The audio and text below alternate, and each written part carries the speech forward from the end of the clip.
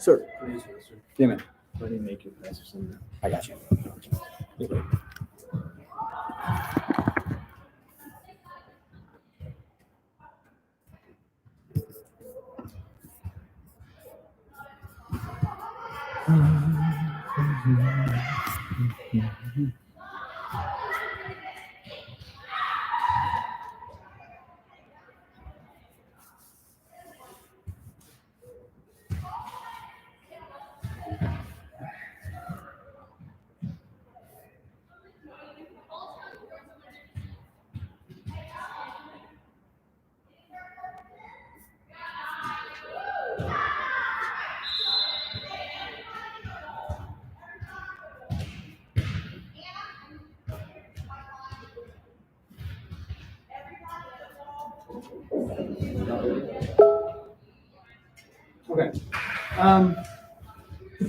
Let's start.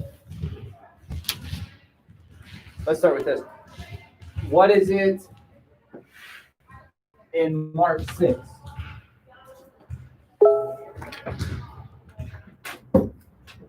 What do you notice in Mark chapter 6? Stands out to you. Yeah. Hang on. Go ahead.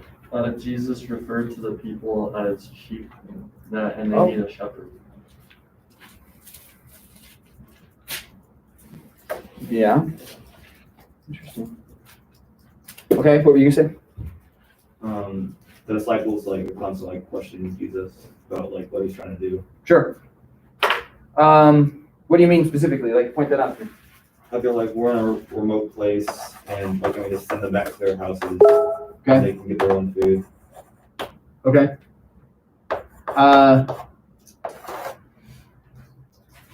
They seem to lack that confidence Jesus can do something about it, or it just seems impractical to them to feed them all. Yeah, it seems like they don't think it can happen. Like, Okay. they're lacking media. Because they're looking at resources and number of people. And okay. What else? Jesus blesses the bread before he breaks it. Yeah. What is that pattern? Did you notice that in all of them? What's that pattern? I wanted to highlight that. We're going to talk through that. So he where is it?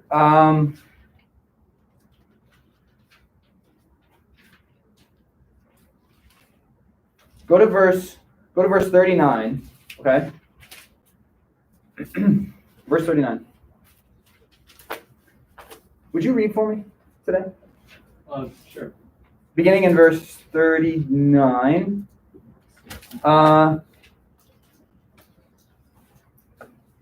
Yeah, 39 through 44. Yeah. And Jesus directed them to have all the people sit down in groups on the green grass. So they sat down in groups of hundreds and fifties, taking the 5 loaves and the 2 fish, and looking up to heaven. He gave thanks and broke the loaves. Then he gave them to the disciples to distribute to the people. He also divided the 2 fish among all. They all ate and were satisfied. And the disciples picked up 12 baskets full of broken pieces of bread and fish. The number of the men who had eaten was 5,000. Okay.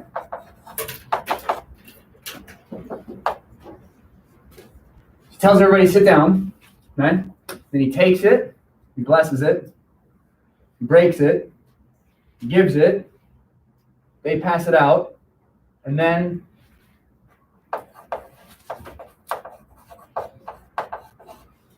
they collected leftover. I'm abbreviating, but right? And then we get the count. Yeah?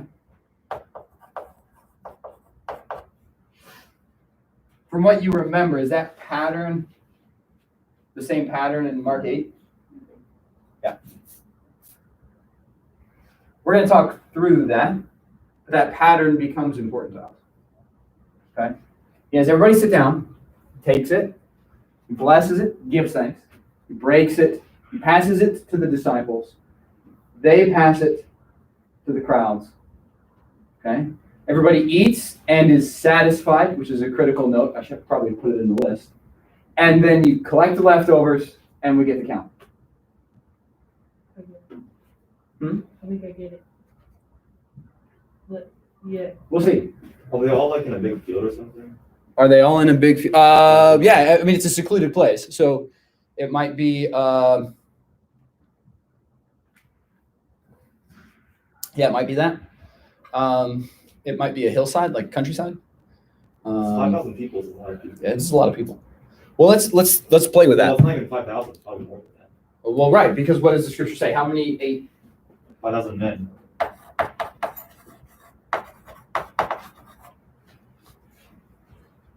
So let's just do some rough population statistics, right? You got 5,000 guys. How many women do you probably have too? 5,000. I mean, that's a rough estimate, yeah, but you figure at least married pairs for the majority of this in this day and age. So we're probably talking about another, And all the children too. right, and then you got to add kids. Right. How many kids are there? Probably like, they had a lot of kids back then. I mean, we can do a rough estimate on 2,000 kids on the low end, right? Just conservative numbers here. Yeah. Conservative numbers. If you have a daughter who's not yet married but is with her mother and father, the number of women goes up in this instance. Oh. Yeah, unmarried women, widows, that kind of thing. They may be included in it, so the number of women could actually be higher. We're not in, but are we looking at something like 12,000 plus people? Yeah, there's a really good chance you are. The count is for men because that's the distribution point. You have them sit down in their groups of families, and then the disciples come to the heads of each group of family and distribute, and then you distribute to your family. So that's why the count is 5,000 men. But you're probably talking about 12,000 plus people. Dude, that's a lot of people. Like, just let that sink in for a quick second. Jesus took what, 5 loaves and 2 fish? And you feed something like 12,000 people, and how much left over did they pick up? Oh, 12 baskets. That's a cool number. Doesn't make sense. It's just like That logically doesn't make sense. No, it logically doesn't make sense. a lot of things in the Bible don't. I want to know the mechanism. How does that work? Jesus sits there and pulls a piece of bread off, and it just comes right back Yeah, to the no, I loaf. really Like, want to know how it happened. Well, no, like, is it in the basket and like you just don't really see it, but like it just gets like replaced under like the pile? well, I mean, he took it and But broke more it. comes back than they originally Where- had. He's got 12 more baskets, so like it must have like appeared. I'm just wondering how. Like, We will How never does it know. just? I mean, it's like something out of like Mario Brothers. Somebody bumps the question mark box, and here come all the coins. What happened? Okay. This story is in Mark chapter 6. Mark chapter 8 was what story? 4,000.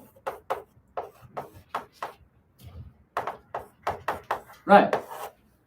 But the pattern is basically the same, isn't it? Yeah. They're in a relatively deserted place. The people are hungry. It's getting late. Am I misrepresenting the story? No. It's remarkably alike. This is the same thing as different people. You notice the only there's only 2 real narrative things that transpire between feeding 5,000 and feeding 4,000. Feeding 5,000, Jesus gets on a boat. Well, the disciples get on a boat. Jesus walks on the lake. Minor detail. Walks on water. Woo! Okay. Anyway. He walks on water to the other side of the sea. He heals like 3 or 4 people and then feeds 4,000. That's the narrative flow of the story. There's some teaching in there, but he's sitting there teaching and doing miracles. So here's the reality. He could feed 5,000, the next day be on the other side of the sea, teach, do a few miracles, and then feed another crowd of 4,000 people. We could be talking about these events in the span of like 24 hours. You could also be talking about these events in the span of 24 days. We don't know. The scripture doesn't tell us. Either way, you would think the disciples would figure it out a little more when it comes to feed the crowd the next time. Yeah? Yeah, they were questioning Jesus this time too. Because they, like, dude, not enough food and too many people. you little crazy. the same thing, isn't it? Yeah. Okay. So in this case, this formula is still the same. Sit down.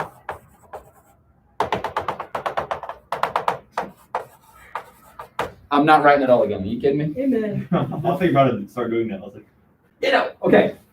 Yeah? Sit down, took it, blessed it, broke it, gave it, passed it, collected it, count. It's the same thing. Only in this case, it's not 5,000, it's 4, which means another 4, another, we'll shrink it, another 1,000. So you're looking at what? Okay. Or more. Way easier. Way easier? 9,000. What he had? What? 5 loaves and 2 fish in Mark 6. What does he have here? He's got like 7 this time. 7 and 7 loaves that's it. and a few small fish. Oh, okay. I hear a few small fish, and for some reason my mind goes to he's got a can of sardines. Yeah. He's got a kipper snack. Basically a can of sardines. Peel off the top and you eat it with a fork. That's what it is, right? Okay, so anyway, Jesus has 7 loaves of bread and some fish. He feeds 9,000 people. How many baskets of leftovers do they pick up? 7. Mm. 12,000 people, 12 baskets, perhaps 1 for each disciple. I don't know. I'm just playing with it, right? Maybe 1 basket for every 1,000. If it's, I don't know. Like, I don't know how the math works. Okay, I'm lost and confused. I'm still trying to figure out how on God's green earth he blesses it and breaks it and gives it to the disciples, and then there's still stuff in his hands. Well, Like, does he like give a half to Peter, this is really and then as he comes back, That like still counts as a loaf? the other half is here, and while Peter's taking it out to the crowd, Wait, that maybe half it's a worm, like becomes on a the whole. first Like, what is going? Huh? I don't get it. It's like a worm. No, it's like a worm. You break it and it just like grows back. Yeah, it's like pulling the tail off a gecko. Eventually, it's going to Yeah, show up yeah. again. Yeah, but at some point in time, you have to think the disciples are watching him do it, going, "Are you seeing this?" Because, huh? They know, like, or does he put it in baskets and they like pass it out, and every time they reach back into the basket, That's what I'm there's thinking. another one? Yeah. Yeah. At some point in time, the disciples have still got to be like, Like freaking Mary Poppins. Okay. What? Anyway. What about the next one? What'd you notice in the next one? It's still about breaking bread. Like, It's about the breaking bread. and he blesses. Yeah, did you notice the pattern? I don't know if there, he also said that it was his body. As we Oh, yeah, for sure. Oh, yeah, absolutely. So let's go to Mark 14 then.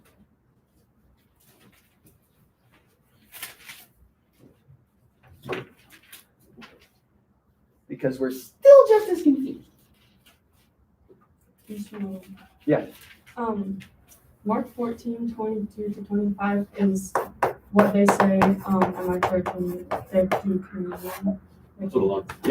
Absolutely.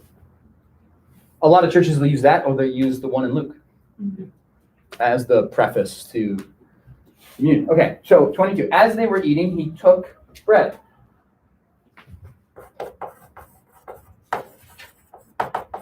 Blessed it. Then what? Broke it. Then Gave it to his disciples.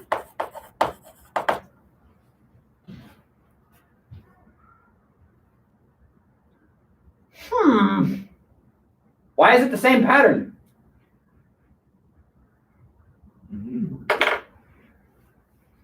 That look right there is, oh, my brain hurts. I love it. Why is it the same pattern? Because Jesus is smart. Fair, but cop out answer. You're not wrong.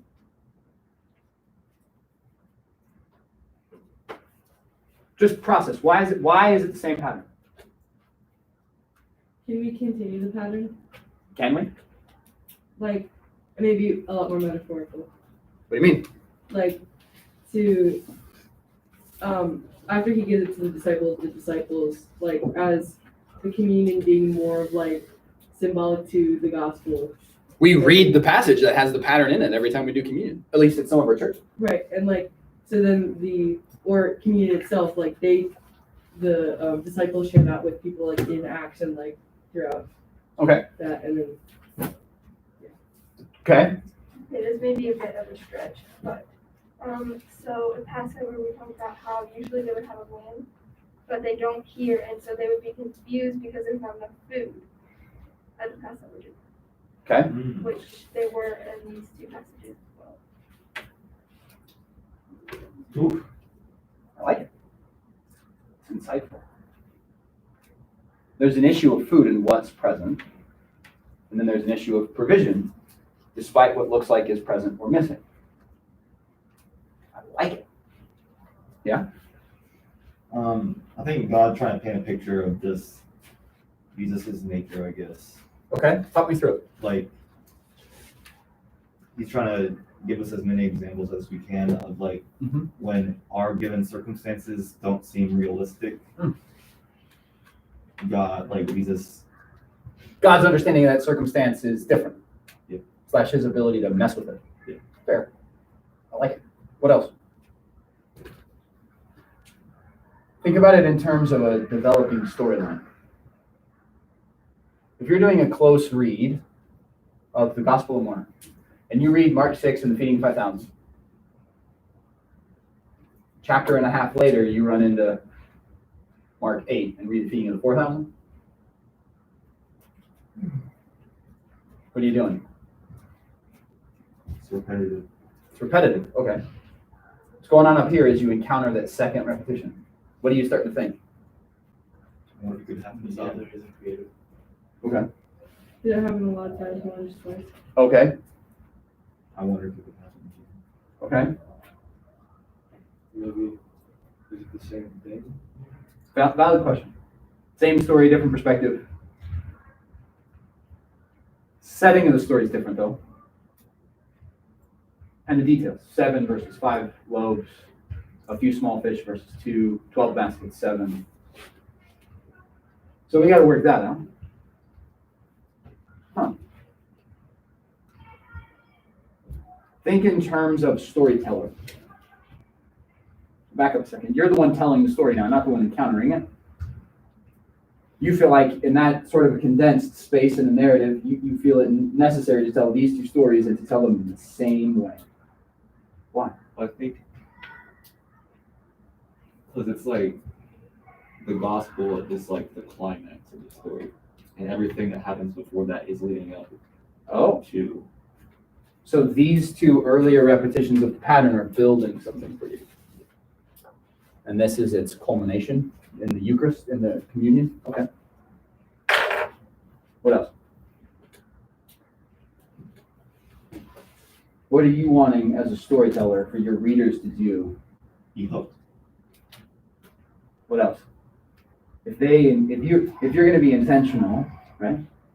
Tell the same stories. No, not the same. Tell these two different stories in the same way. That's what I want. Right? Tell these two stories in the same way, and then come to a third that's remarkably alike it in pattern. By the way, they are seated at the table.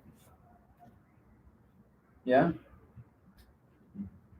What are you wanting your reader to consider in the mechanism of telling the story the same way? Do you put yourself in the middle of the story? Okay.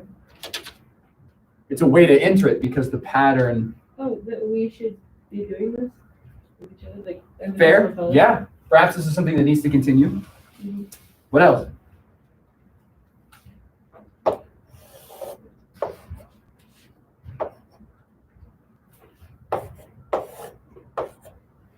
I keep talking about connect dots, right? Oh, that communion should be with 5,000 foot.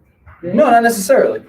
I think just on the level of a storyteller, If I tell you two different encounters, but I use the same patterns in telling you those two encounters, I want you to take those two encounters and I want you to link them. I want you to smush it together. I want you to play connect the dots. You gonna draw me a T-Rex or not? Right? I laid it out for you. I gave you color by number. Let's see what picture we can make. Sorry, I'm full of like the elementary ed whateverness today. Connect the dots and color by number and anyway. Right? When you read the story of the 5,000 and then chapter and a half later, you read the story of the 4,000, you're like, wait, I've heard this. It's familiar. Your first reaction is, well, let me go back to that. And then you encounter this in 14, and you're like, wait, he took the bread, he blessed it, he broke it, he gave it to them. But now there's new stuff. See, you're accustomed to a pattern, aren't you? When Jesus takes bread, he's going to do something characteristic with it. He's going to take it, he's going to break it, he's going to bless it, he's going to give it. Oh! Wait. This. Take, bless, break, give. Take, bless. Jesus has that pattern. Every time he takes bread, he blesses it, he breaks it, he gives it. That's the pattern. Wait, I Now, think I know. Wait. This, I think I know. Oh, well, sorry, it's after Dave, right? It's here. This doesn't exist over here. The pattern breaks. It's limited. So, Is he talking about? I mean, like. hang on. It follows the pattern, but then the pattern breaks. This is like the others, but it's a different thing. There's something new, there's something important, there's something significant. Here's the deal. Biblical storytelling follows a couple of characters, well, a handful of characteristics. But one of those characteristics is when you see repeated patterns, pay attention to the repetition. Because somewhere along the line in the story, it's going to get repeated with a break. Genesis 1. Here's the pattern of Genesis 1. God said, let there be, and there was. God separated, God saw, it was good. That is every paragraph of Genesis 1, right? God said, let there be, there was. God separated, God saw, it was good. Every single time until you get to humanity. Because God said, let there be, and there was. He separated, he saw, and then he goes, and he speaks again. The pattern breaks on day 6. The pattern's supposed to stop, and we're supposed to get, and it was good, but it's not there on day 6. Because the next thing is let us make humanity in our image and our likeness. And then he goes through the cycle again. Let us, and there was, and he saw, and this time it's very good. Every time biblical storytelling falls into a pattern, there's a break in the pattern somewhere. And the break in the pattern is a giant red flag. Hey, look at me! I'm important! Take it, bless it, break it, give it. Pass it, collect it, and count it. I think, wait. Right? But wait. Take it, bless it, break it, give it. Difference. This is my body. Now Jesus talks. He didn't do that over here. And there's no leftover.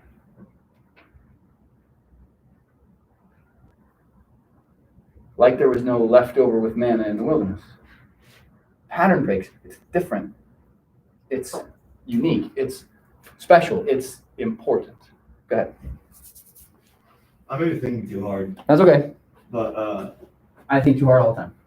maybe That's what I do. maybe in Mark 6 and 8, he's using that as an example of like his body too, but he's just not saying it. I think he's setting them up for what's going to happen Yeah. in the Last Supper. I think it's building. I think Mark's using it as a builder, right? I think too, and we can't ignore it. Jesus provided them with bread and fish. Yeah. What did Moses give them in the wilderness? Manna and quail. Right? This is a bit odd. It's going to sound weird. Just follow me on it. Okay. Birds and fish are a lot alike. God separates the waters above, the waters below. Birds fly in the sky, fish swim in the ocean, water. Yeah, okay. But you can also do fish fly in the water and birds swim in the air. Consider the motion, the mechanisms, the physics. Just make a goofy observation of it.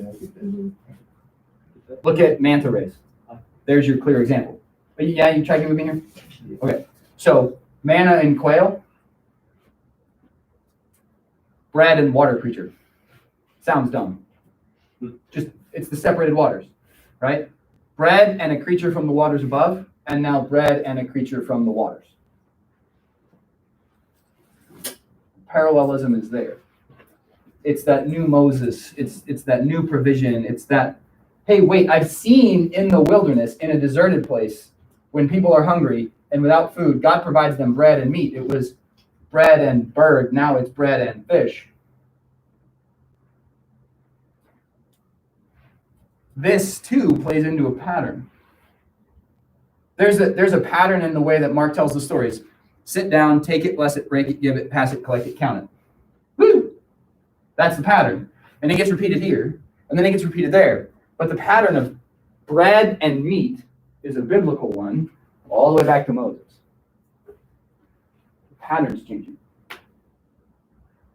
If you saw somebody with Jesus' life and claims,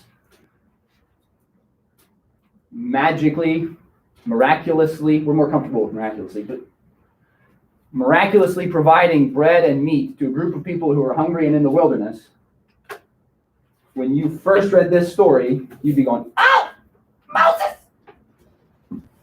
I've seen that." And then when he repeats the story a second time, you're not only going, "Oh, wait, he's doing it again." You're looking, wait, pattern. And then he does it.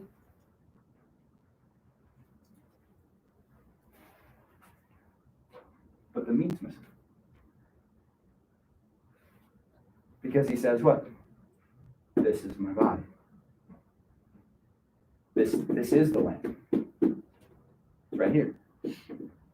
And so now what's been bread and meat is bread and meat together. Yeah. This is some of the stuff we look at, we pay attention to, we, like you did in here with me, you throw it against the wall. What sticks? Missing food, need provision, God's miraculous provide. Right? The pattern of the storytelling and the repetition. These are things we're going to continue to pay attention to. We're going to continue to look at. We're going to continue to, all right, what do I do with it? And how do I make it make sense? Okay? And then we play connect the dots and we see if we can draw a key. Or color by number. Whatever this is. Right? Okay. This kind of thing is some of that method for reading, analyzing, interpreting, and understanding what's going on in the scripture. Cool? Cool. We'll leave off there today. We'll pick up with some last notes on the Gospel of Mark tomorrow. And a game plan going forward now that our Matthew material is done. Cool. Thanks, guys.